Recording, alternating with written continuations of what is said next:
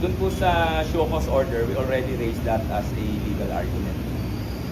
Na candidates, notwithstanding that they are candidates, do not shed their constitutional rights, which includes the freedom of speech.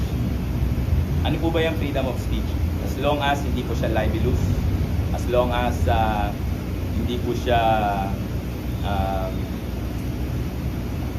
prejudicial to public safety or order, hindi po siya inciting to sedition, no, to violence, protected speech po yan. May counter argument po dyan, sabi, ay hindi covered ng freedom of speech ang obscene language, no?